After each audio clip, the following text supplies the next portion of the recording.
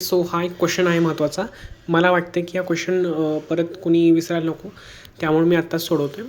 अशा टाईपचे क्वेश्चन्स तुमच्या एक्झाममध्ये येऊ शकतात. आमच्या एक्झाममध्ये आले नाही आहेत, पण येऊ शकतात तुमच्या एक्झाममध्ये. ज्यामध्ये पॉवर जी आहे ती 1/4 असते, 1/2 असते, 1/3 असते, काहीही असते. सो इथे लिमिट्स असतात ते मॅटर करतात. अशा टाईपच्या क्वेश्चन्समध्ये लिमिट्स ते इथं जे असतात व्हेरिएबल्स तेच देतात as a lower limit, as a upper limit.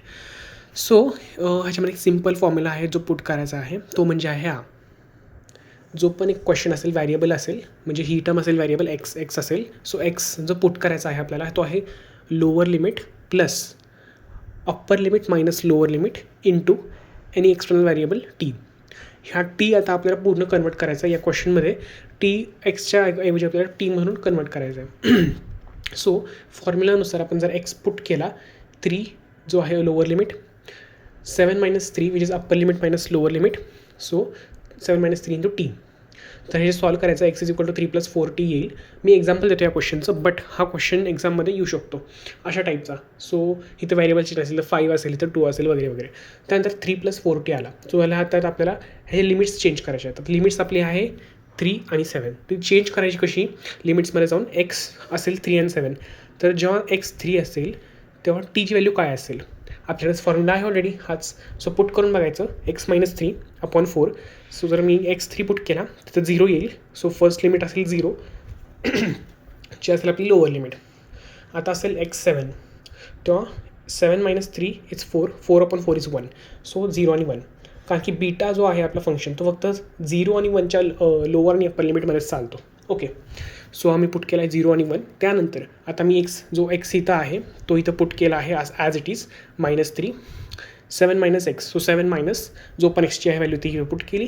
Done. आता मी पुढचं सॉल्व करतो. And wait before this is, आता हा क्वेश्चन असाच नाही, सिम्पल नाही एवढा. तर dx जी टर्म आहे ती आपल्याला फाईंड करायची अजून. तो याच ह्याच्यामध्ये ही जी इक्वेशन आहे आपल्याकडं ह्याच्यामध्ये आपल्याला dx ची टर्म फाईंड करायची. कशी? ह्याला डेरिवेट करायचं. सो डेरिवेट केल्यानंतर काय होईल? dx इज इक्वल टू 3चा 0 होईल, कॉन्स्टंट आहे, प्लस 4t. 4tचं काय होईल? 4 ॲज इट इज राहील, बट कॉन्स्टंट जी कॉन्स्टंट ती बाहेर येईल, पण ह्याला टीचं differentiation which is dt. Okay. आता हा जो dt आहे तो आपल्याला इथे पुट करायचा आहे. dx जी आहे आपली टर्म ही dx टर्म आहे. सो dx ची टर्म आपल्याला आहे already. So dx term already put करायची 4dt. आता मी पुढचं सॉल्व करतो आणि तुम्हाला परत एक्सप्लेन करतो. ओके. तर हा 4 जो आहे तो मी पहिला कॉन्स्टंट काढला, तो बाहेर काढला. त्यानंतर ह्याचं जे मायनस करून झालं 3 आणि 3 कट होऊन जाईल. सो 4t आलं. 4tचा पॉवर 1/4. 4 मायनस आतमध्ये मल्टिप्लाय होणार निगेटिव्ह साईन. So 7 - 3 is 4. -4 इथं येईल आणि 4 आता कॉमन निघेल पुढे. नेक्स्ट आता 4 ॲज इट इज राहील. आता 4 मी आता वरचा काढला आहे. 1/4 प्रत्येकाला वाटून दिला.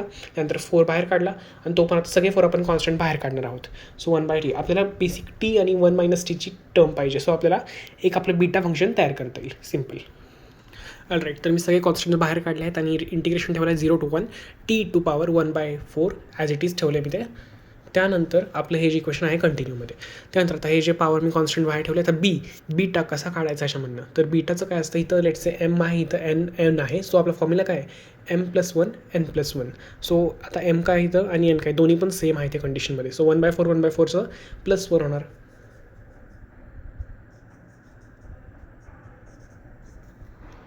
सो ॲड केल्यानंतर इथं 5/4 आणि 5/4 येतं. सिम्पल. त्यानंतर आता कन्वर्जन करायला आपला फंक्शन काय येतो? आपला फॉर्म्युला काय आहे? Beta of m/n which is equal to Γn dot Γn into upon m+n. Okay. तर हा आपला फॉर्म्युला आहे. तुम्ही इथे ॲज युजल पुट केला आहे. आपला हा m हा n आणि डिवाइडमध्ये याचं दोघांचं addition which is 5 + 5 4 10. So 10/5 4 which is 5/2 again down side. तर ह्याचा ॲक्च्युअल आन्सर हे येईल. फायनल आन्सर आता तुम्ही फाईंड करा. फायनल आन्सर अजून येऊ शकतं याचं. अजून आपल्याला ह्याचा थोडं केलं वरती खाली, कारण की याचं मला तेच फायनल आन्सर असेल. कारण की आपलं काय ह्याचा आपल्याला ह्याचा गामा आपल्याला माहिती आहे विच इज पाय, बट बाकीचा तर आपल्याला एवढं काही आत्ता हे नाही. सो मोस्टली असंच ठेवलं आन्सर तरी पण चालेल, बट अजून थोडंसं होत असेल काहीचं तर मग आणि काही थोडे चेंजेस असतील तर ते पण सांगा.